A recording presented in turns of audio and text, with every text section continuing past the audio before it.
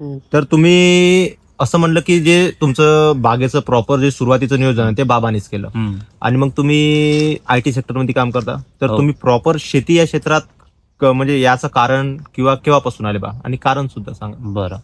कारण म्हणजे असं आहे, की सुरुवातीला मला जॉब होता आय-टीमध्ये चांगला. मी पुण्याला जॉब करत होतो. त्यानंतर माझे बाबा एक्सपायर्ड झाले रोड ॲक्सिडेंटमध्ये. मग मला इकडे शिफ्ट व्हावं लागलं हिंगणघाटला. हिंगणघाटला. आता त्यांनी जे इथपर्यंत शेती आणलेली आहे, ते वारसान म्हणून मी समोर न्यायचं ठरवलं. जॉब ह्यानंतर आपण करता येईल. कमवलेली शेती आपण गमवायची नाही म्हणून मी शेतीत उतरलो. म्हणजे शेतीत तुम्हाला असं म्हणजे प्रॉपर जे उतरले ते किती म्हणजे वर्ष तरी 1-2 वर्ष? 2 वर्ष. 2 वर्ष. हो. मग सुरुवातीला तुम्हाला काय काय अडचणी आला? जर असं म्हणता येईल का तुम्हाला शेतीबद्दल मग सुरुवातीला फक्त तुम्ही बघून होते शेती, पण माहित काहीच नव्हतं आणि तुम्ही आता हरभरा पण सुद्धा पीक घेताय, सोयाबीन पीक घेतलं, तूर आहे या 12 एकरामध्ये आणि असं म्हणता येईल का आंब्याची पण झाड आहे, चिकूची. आता चिकू मध्ये म्हणता येईल का ते वन टाइम बाबांनी लावून ठेवलं आणि आता उत्पन्न तुम्ही घेताय. हो. पण जे हरभरा पीक आहे यामध्ये नवीन नवीन शेतीमध्ये काय अडचणी आल्या हे सांगा. आता जसं मी फर्स्ट टाइम शेतीमध्ये आलो होतो तेव्हा तर मला हे समजत नव्हतं की ऍक्च्युली आता नेक्स्ट स्टेप काय करावं लागेल. ठीक आहे, की आता याच्यावर अळी पडून राहिली, आता का करावं लागेल. कोणत्या वेळेस टाइम मॅनेजमेंट नव्हतं जमत, लेबरची अडचण येत होती. कारण त्या टाइमला सगळ्यांचेच लेबर कामाला राहत होते, तर मला लेबर नव्हते मिळत. एक ओळखी सुद्धा नाही, ओळखी नव्हती, मी नवीन आणि सल्ला देणारे उलटे सरळ सल्ला द्यायचे. तर ते एक थोडंसं मॅनेज नव्हतं. आता म्हणजे सुरुवातीला तुम्ही जेव्हा म्हणता सुरुवात सोयाबीन या पिकापासूनच केली. हो, सोयाबीन आणि तूर. सोयाबीन आणि तूर. हो, आंतरपीक मधात. तर असं म्हणता येईल का सोयाबीन मध्ये यावर्षी हे पहिलंच वर्ष सोयाबीनचं? मागचं वर्ष आणि ह्या वर्ष सोयाबीन मध्ये म्हणजे पीक आलं का यावर्षी तरी? ह्या वर्षीचं सोयाबीन पीक नाही आलं यावर्षी बिलकुल नाही. मागच्या आम्हाला पण वर्षीचं नाही आलं. सोयाबीन खूप असं म्हणता येईल का जे खूप पुराणे शेतकरी सुद्धा आहे त्याला पण यावर्षी सोयाबीनचं पीक आलं नाही, तर मग काही विशेष असं नाही. मागच्या वर्षी आलं होतं का? हो, मागच्या वर्षी आलं. आणि यावर्षी आता म्हणजे चना पण मागच्या वर्षी घेतला असेल? नाही, मागच्या वर्षी चना नव्हता. तूर. त्यावेळेस मी चना लावलाय.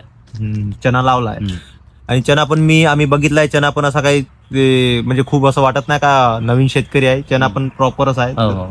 जे सुरुवातीले म्हणजे जो खूप 10 वर्षापासून शेती करते आणि जे पारंपरिक शेतकरी आहे बिलकुल त्याच पद्धतीचा चना आहे. म्हणजे ज्या पद्धतीने आमचा चना आहे, तर असं म्हणता येईल का यावर्षी चना तुम्हाला एकरी 10 पर्यंत उतरून जाईल असा माझी वाटतंय. अपेक्षा आहे की 7 पर्यंत यायला पाहिजे, 7 ते 8 पर्यंत 7 ते 8 पर्यंत यायला हो, पाहिजे. हो.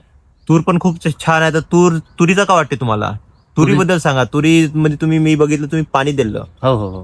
तर म्हणजे तुरीची सुरुवातीपासून जे मशागत आहे हे तुम्ही स्वतः मी ट्रॅक्टर चालवलं, स्वतःच त्याला दांड फाडले आणि मेजर म्हणजे आता ह्या वर्षीचं जे सोयाबीन होतं ते मी पेटवून दिलं. ठीक आहे, आणि त्याची जे राखड आहे मी त्या सोयाबीनचे जे दांड मारले, आपलं तुरीच्या मधात जे नाली बनवलेली आहे त्यामध्ये टाकलं आणि पाणी दिलं तुम्ही. मग पाणी दिलं. गाववाले म्हणतो ते पाणी नका देऊ तुम्ही. गाववाले म्हणत होते पाणी नका देऊ का बा, फुलं येईन पुन्हा ते माझं होते म्हणून तूर वाढन बा अजून. तर त्यात मग मुलन होईन असं तसं. पण जेवढा आता आपण एज्युकेटेड आहोत, आपला जो इंटरनेटचा सोर्स आहे खूप मोठा, तर त्यामध्ये असं मी पाहिलं की बा जेव्हा तो शेंग भरते पीक लेवलवर त्याला तो अजून टप्पोरा दाना झाला पाहिजे. मेन वजन जेव्हा भरलं पाहिजे तेव्हा तुम्ही पाणी नाही द्याल तर तुम्ही स्वतःच्या हातून स्वतःचं नुकसान करून राहिले. ही एक सर्वात चांगली माहिती सुद्धा सांगितली आणि एक एक्सपिरियन्स, हा माझा पण एक्सपिरियन्स आहे की तुरीला जे शेंग भरण्याची वेळ येते तेव्हा पाणी दिलं तर उत्पन्नात वाढच होते, घाटा नाही होत. आणि आम्ही पण पाणी देतो. हे खूप तुम्ही चांगलं काम केलं. असं म्हणता येईल का एका वर्षाच्या अनुभवातून खूप चांगल्या काही म्हणजे खूप गोष्टी तुम्ही शिकून घेतल्या. तर मग आता तुम्ही 2 वर्षापासून शेती करत आहे, तर ह्या 2 वर्षाच्या शेतीमध्ये तुम्हाला काय एक्सपिरियन्स आला? 2 वर्षाच्या शेतीमध्ये पीक आपलं चांगलं होऊ शकते. जॉब सारखाच तुम्ही उत्पन्न कंटिन्यू, जसं ज्या दृष्टिकोनाने जॉबकडे पाहता तुम्ही की आपल्याला एवढं पॅकेज LPAचं मिळालं पाहिजे, 5 लाखाचं टार्गेट, 6 लाखाचं टार्गेट, तसं जर तुम्ही टार्गेट घेऊन चालाल तर तुम्हाला हमखास 100% तुम्हाला रिझल्ट येतो. आणि मेहनत तेवढीच घ्यावं लागेल जेवढं तुम्ही जॉबमध्ये होता. हे आहे, आपण म्हणतो निसर्गावर डिपेंड आहे सर्व, पण अर्ध्यापेक्षा जास्त तर करणाऱ्या माणसावर डिपेंड असते. आता असं म्हणलं जाते की शेतीमध्ये माणूस मेंटली पेक्षा फिजिकली फिट जास्त पाहिजे बा, तर यावर मेंटली फिट जास्त पाहिजे की फिजिकली जास्त फिट पाहिजे? नाही, तसं काहीच नाही आहे. ऍक्च्युली कसं आहे, आपण जॉबच्या दृष्टिकोनाने बघितलं ना, जॉबमध्ये कसं आहे, तुम्ही 9 घंटे 10 घंटे कंटिन्यू त्यामध्ये mental- इन्व्हॉल्व्ह राहता. Mental stress. त्यामध्ये कसं माणूस एक्झॉस्ट होऊन जाते. हे शेती म्हणजे कसं आहे, एक स्ट्रेस बस्टर म्हणून काम होतंय. तुम्ही इथे या, थोडंसं तुम्ही इकडे तिकडे फिरा, थोडंसं शेतीसोबत कनेक्ट व्हा. तुमचं पूर्ण थ्रू आउट जर दिवसाचा जो स्ट्रेस आहे, विकेंडचा जो स्ट्रेस आहे, पूर्ण तो सगळा निघून जातो. तुम्ही क्लिअर आउट होऊन जाता सर्व. आणि कसं आहे, शेती म्हणजे रोजचे न्यू चॅलेंजेस आहेत. हे असं नाहीये की आता आपण चणा लावला, ह्या वर्षीचा चणा त्याच्या समोरच्या वर्षी जे लावीन त्याच्यात म्हणजे ह्या वर्षी चांगलं उत्पन्न येईल तर समोर काहीच नाही होणार बा, असं नाहीये. दर दिवशी वेगळा वेगळा तुम्हाला चॅलेंजेस भेटेल. एक असं म्हणतात का जे निसर्गाचं एक वातावरण आहे. असं आपण जेव्हा पुणे IT सेक्टर मध्ये जे मुलं जॉब करतात ते तामिनी घाट हे ते फिरायला जातात. म्हणजे आपली स्वतःची शेती म्हणजे एक निसर्गाच्या कनेक्टेड होऊन जाता तुम्ही. करेक्ट आहे. तर आता ते जे पुढचे येणारे वर्ष आहे किंवा 4-5 वर्ष तुम्ही आता तुम्ही म्हणजे शेती करणार समजा, तर याच्यासाठी तुमचा काय प्लॅन आहे? आता जसं मी बाबाच्या पावलावर पाऊल ठेवणारा तसंच मी माझं हे पाथ ठरवलेलं आहे. जसं माझ्या बाबांनी जट्रोपा लावलं होतं, तुतीची आपलं रेशीमची शेती केली होती, लिंबाचे होतं, आंबा आहे, चिकू आहे. तसंच मी आता पोल्ट्री फार्म पण दिसलं, ते पोल्ट्री फार्म पण पोल्ट्री फार्म पण होते का? पोल्ट्री फार्म पण होतं आमच्याकडे, कडकनाथ होते आणि आम्ही बटेर फार्मिंग पण केलेली आहे. ठीक आहे. आता जसं हे डायव्हर्सिफिकेशन आपण जेवढं करू त्याच्यात ते तेवढं आपल्याला बेनिफिट होईल. कारण आपण समजा जर 3-4 महिने 6 महिन्याचं जर पीक घेत राहू, 4 महिने आपल्याजवळ पैसा नाही. म्हणजे असं म्हणता येईल का ऐसा कोई काम नाही जो बाबूजी ने नहीं किया हो. म्हणजे शेतीमध्ये असं म्हणता येईल ना, पोल्ट्री फार्म सर्व तुम्ही जेवढे पिकं घेतलंय. माणसाला आवड निर्माण होते. समजा त्यांनी फक्त उतरलं पाहिजे. मेन म्हणजे असं आहे की बा तुम्ही करत जा. आता आपण जर म्हटलं की एकच एक पीक घेतो तर नाही. आता सहजा माझं समोरचं विजन असं आहे की मी नो टिलेज फार्मिंग कडे जाणार आहोत. Zero tillage farming. Zero tillage farming. हो म्हणता येईल का SRT.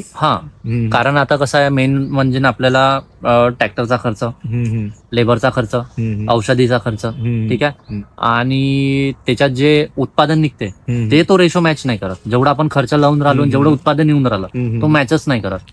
तुम्ही असा पारंपरिक आणि कोणतेही पीक लावला नाही मॅच करत तो. झिरो टिलेज मध्ये तुमचा सुरुवातपासूनच खर्च कमी होऊन जाते. आणि त्याच्यातले स्प्रेइंग वगैरे आहे ते आपण सर्व नैसर्गिक वाला ते ताक, अंडा किंवा बेसन हे ते मिसळून सगळं ते जे बनवू आपण जीवामृत, त्याच्यातून आपण फवारणी आणि ड्रिप थ्रू देऊ. म्हणजे म्हणता येईल का आता ह्या जो एका वर्षाचा एक्सपिरियन्स आला तुम्ही पारंपरिक शेतीत, यामध्ये तुम्ही चण्यावर जेवढा खर्च आहे बा तेवढा झिरो टिलेज मध्ये कमी होऊन जाईल. म्हणजे उत्पन्न वाढून जाईल. उत्पन्न वाढवायचं. जर उत्पन्न सुद्धा तेवढंच राहिलं पण खर्च कमी झाल्याच्यानं प्रॉफिट वाढून जाईल. करेक्ट.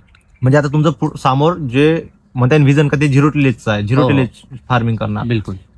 तर मग तुम्ही झिरो टिलेज मध्ये कोणते पीक घेणार आहे? झिरो टिलेज मध्ये नवीन काही पीक घेणार आहे की नाही? काय हे हरभरा, सोयाबीन? आता माझं हरभरा, सोयाबीन, तूर, मूग हे सगळे आपले पारंपरिक चालू राहील. ठीक आहे. झिरो टिलेज मध्ये मी लावीन आपल्या SRT पद्धत जे तुम्ही म्हटलं. आता झिरो टिलेज मध्ये मी लावणार आहोत पराठी, आपली कापूस लावणार आहोत. कापूस तर होते. आणि जे माझ्याकडे क्षेत्रफळ आहे सगळे बाउंड्री आपली वाया जाते. ठीक आहे. तिथे मी लावीन अडासे जो मारतो आपण बाउंड्री मध्ये, तिथे लावीन मी चिया सीड. चिया सीडचं उत्पादन चांगलं आहे बऱ्यापैकी. ठीक आहे. आणि ते मी लावीन मेन पावसाळ्यात. पावसाळ्यात सगळे म्हणते की नको लावू, उत्पादन कमी येते. डिसेंबर महिन्यामध्ये लागवड काय फुलावर आला पाहिजे बा असं काहीतरी त्याची अट आहे म्हणते. सप्टेंबर ऑक्टोबर मध्ये युजली लोक लावतात. आपण जुलैमध्ये लावायचं. जुलै एंडिंग पाऊस एक वेळ जमीन ओली झाली तेव्हा. म्हणजे माझं असं आहे की त्याचं जे इन्कम आहे त्याच्यातून माझे पूर्ण लेबर जगले पाहिजे. म्हणजे पावसाळ्यात चिया होऊ शकते याची तुम्ही होऊ शकते. मी कारण ज्यांनी चिया घेतलाय ना त्यांच्यासोबत भेटून आलो आहे, कॉन्टॅक्ट केला आहे आणि ते हमखास सांगते की बिंदास होऊ शकते. बघ तेवढं उत्पादन नाही मिळत पण तुम्हाला सॅटिस्फॅक्टरी उत्पादन भेटून जाईल. म्हणजे असं म्हणतात का तुम्ही मॅक्झिमम जे आता शेतीची माहिती म्हणता येईल ते सर्व म्हणजे युट्यूब, इंटरनेट याच्यावर? बिलकुल इंटरनेट घेत आहे. हो. आणि चिया पुढच्या वर्षी म्हणजे तुम्ही पूर्ण आडासा चिया लावणार आहे. करेक्ट. हा एक्सपिरियन्स आपण पुढं जेव्हा आपण येऊ आणि चियामध्ये किती उत्पन्न आलं, कारण की चिया हे पीक लय नवीन आहे असं म्हणता येईल का? मार्केट नाही आहे. मार्केट एमपी मध्ये आहे, वाशिम मध्ये आहे. 2च जागेवर आहे. महाराष्ट्रात वाशिम मध्येच घेते. पण आता म्हणता येईल काय प्रति क्विंटल 17 ते 18,000 भाव राहते. करेक्ट आहे. आणि एका एकरात 4 ते 5 क्विंटल उत्पन्न निघते. कारण की आता आमच्या गावामध्ये 1 एकर चिया लावला तर तो सांगत होते, हे खरी गोष्ट आहे. आणि तुम्ही पण तो पावसाळ्यात लावणार आहे. पावसाळ्यात हे थोडं एक नवीन करणार आहे त्यामध्ये. तर पावसाळ्यात जर 3 ते 4 क्विंटल आला तरी पण आपल्याला सोयाबीनला एक तोड म्हणून तोड म्हणून एक तो चांगला जोडीला आपल्याला चांगलं उत्पन्न भेटते. आपले जे बाउंड्री आहे ते वाया जात नाही. मेन म्हणजे त्याचं असं आहे की त्याला रोही, डुक्कर, हरिण, बकऱ्या कोणीही खात नाही. सर्वात मोठा त्रास सगळ्यात मोठा त्रास तो एक तुमची बाउंड्री वॉल चांगली घप्प होऊन जाते, एंट्री एक्झिट बंद होऊन जाते. असं म्हणता येईल का सर्वात मोठा त्रास तर जे रानटी जनावर आहे रोही यायचाच आहे. जर हा जर त्रास कमी झाला चिया सीड हा त्रास उत्पन्न नाही आलं, मी तरी म्हणतो उत्पन्न नाही आलं, फक्त बाउंड्रीवर लावलं एखादी एकर 12 एकरातून म्हणता येईल 10-12 एकरातून भराय अर्धा एकर क्षेत्र चालत आहे आपलं. पण जर फक्त प्रोटेक्ट सुद्धा झालं आपलं अंदरचं पीक तरी पैसे वसूल आहे. तर आदित्य भाऊ, आता सर्वात शेवटचा प्रश्न, तुम्हाला जो आता एक्सपिरियन्स आला 1-2 वर्षात आणि तुम्ही जे व्हिजन ठेवलं आहे, तर यातून तुम्ही युवा शेतकऱ्यांना काय मेसेज देणार?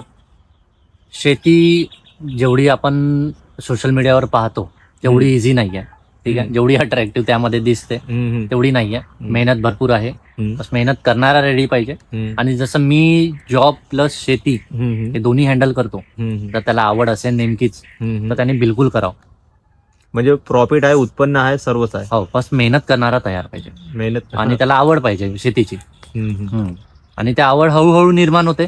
फक्त त्यांनी एंट्री एक वेळा करावं. साथ देणारे भरपूर मिळते आणि तुम्हाला वाईट रस्ता दाखवणारे भरपूर मिळते, पण त्यांनी एक वेळा सुरुवात करावं. खूप चांगली आहे शेती, काही वाईट नाही आहे. आता टेक्नॉलॉजी खूप समोर गेली आहे.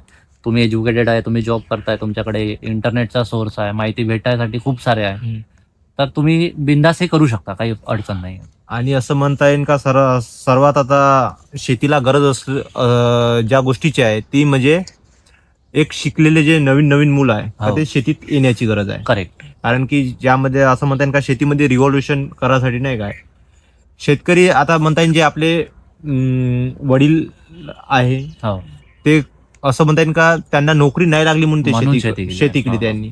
पण आता जे युवा पिढी आहे त्यांना नोकरी आहे पण तेवढा पेमेंट नाही. जसं आता मी तिथे म्हटलं तुम्हाला की माझ्याकडे 15 आंब्याचे झाड आहे, तर हे जसं आता मी बाउंड्रीवर लावलेले आहे, तर सगळे इथे 7 झाडं, तिथे 7 झाडं, तिथे 2-4 झाडं, त्या हिशोबाने आता सगळं बारवर येऊन आहे, मोर येऊन आहे चांगलं. आणि याचं उत्पन्न आपल्याला मिळेल मे महिन्याच्या जवळपास. मे महिन्यात. आणि 2 व्हेरायटी आहे, एक तर श्रावण आंबा जे 12माही आंबा म्हणतो आपण, 12ही महिन्यातून 2 वेळा उत्पन्न देतो.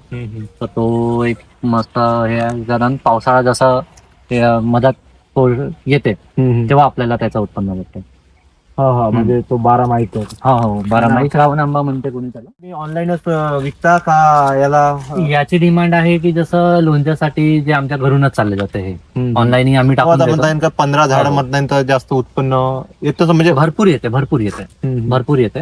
आणि समजा जर नाहीच लास्ट ऑप्शन, आता जसं पावसाळ्याचं सेलिंग थोडं स्लो राहते, तर मग मार्केटमध्ये आपण हे करू शकतो. मार्केटमध्ये चांगला 60-60 रुपये किलो त्याच्यामुळे आपण मार्केट होलसेल मध्ये देतो. पूर्ण आंबा म्हणजे लोणच्यासाठीच जाते.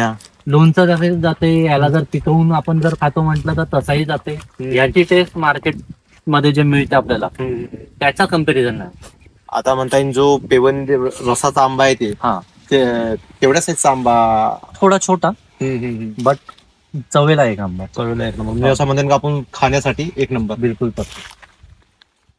आता जसं मी तुम्हाला म्हटलं की आता माझ्याकडे 3 पीक आहे टोटल. आता गहू आहे, चना आहे, इकडे आपण चना पाला, चिकू आहे, आंबा आहे आणि तुरी पण आहे. आता ह्या माझा गव्हाचा प्लॉट आहे. हा 2 एकरापेक्षा थोडा कमी क्षेत्रफळात आपण गहू लावला आहे. हा नर्मदा सागर मी ह्या वर्षी ट्राय केला आहे. आणि मधात मला स्प्रिंकलरनीच पाणी द्यायचं होतं, तरी मी याला जसं बेडवर जो आपण हे म्हणतो दाट फाडून जे म्हणतो वरंबा पद्धत, तर मी मग यामध्ये आताही जस्ट थोडेसे दिवस झाले आहे स्प्रिंकलर बंद केले. पोटऱ्यावर येऊन आहे, सगळं भरून आहे याचं, तरी म्हटलं मी याला स्प्रिंकलरनेच पाणी द्यावं. हे चांगलं आहे, हाईट वगैरे दाना भरून आहे सगळं. याच्यानंतरचं पाणी असं म्हणतात वरंबा पद्धतीने पाणी सुद्धा देऊ शकतो ना आपण, म्हणजे उताराचा भाग देऊ शकतो, बट मधात स्लोप आहे तर ते पॉसिबल होत नाही कधी. आणि त्याला जे पाणी आपण याला दिवसभर मुरवू शकतो तर ते स्प्रिंग त्यांनी थोडासा टाइम लागून जाते. मग मधात तुम्हाला जावं लागतं, याची तुडवणं वेगळी होते. त्याच्यासाठी मग मी स्प्रिंकलरनी चूज केला. हा चना किती एकर आहे आपला टोटल? चना आहे आपला 5 एकर. चना फुलावर आलाय. एखादी महिन्यात. हो. आणि तसंच माझ्याकडे कोंबड्या पण आहे, गावरानी कोंबड्या आहे. गावरानी कोंबड्या पण आहे. त्या कोंबड्या तुम्ही विकता का काय? म्हणजे मी त्याची सेलिंग फक्त मी अंड्यांची करतो. कारण फक्त अंडी, गावरान अंडी. फक्त प्युअर गावरान अंडी आहे. एक अंडी किती रुपये विकता मग? 25 रुपये, 20 रुपये. 25 रुपये, 20 रुपये एक अंडी. हो. तरी असं म्हणता येईल की एका वर्षाचं म्हणजे किती अंडे? आता मला मी डेली जर बघितलं माझ्याकडे नाही म्हणता 35 ते 40 कोंबड्या आहे. ठीक आहे, मधात सेलिंग चालू राहते तर 35 पकडून घ्या तुम्ही. तर तुम्हाला दिवसाचे तुम्हाला डझनभर अंडे हमखास भेटते. ठीक आहे. म्हणजे तुमचे 250 रुपये कुठेच नाही गेले. 20च्या भावाने पकडले म्हटलं 250 रुपये कुठेच नाही गेलं. तेवढ्याच रुपयाची आपली मार्जिन लेबरची पकडून घ्या. 100 रुपये तुम्हाला दिवस लेबर पडून झालं एक्स्ट्रा. आणि अंडे पण मग तुम्ही ऑनलाईन? अंडे घरूनच चालले जातात, घरून इथूनही चालले जाते. कारण तशी गावरानी प्युअर गावरान मिळत नाही. हो. त्याच्यात आहे डीपी क्रॉसाना. जसं मी आता पोल्ट्रीचा व्यवसाय केलेला आहे, कारण आमच्याकडे 2 शेड आहे. एक इकडे आहे आणि एक तो तिथे आहे, तो डिस्मॅन्टल केलेला आहे. ठीक आहे. आता 2 पोल्ट्रीच्या शेडचा मला चांगला अनुभव आहे. ठीक आहे. तर जसं आपण म्हटलं की डीपी क्रॉस आहे, गिरिराज आहे, वनराज आहे, अजून पुन्हा सोनाली आहे, कावेरी आहे. या भरपूरशा ब्रीड आहे ज्या सारखे दिसते अंडे गावरानी सारखे, ऍक्च्युअल मध्ये राहत नाही. त्याची शायनिंग पाहून आपण समजू शकतो की कोणता गावरानी आहे कोणता नाही. ज्याची डिमांड आहे, ज्यांना खरंच समजते घेऊन जाते. म्हणजे इझिली 25 रुपये अंडा खपून जाते. बिलकुल आरामात फक्त.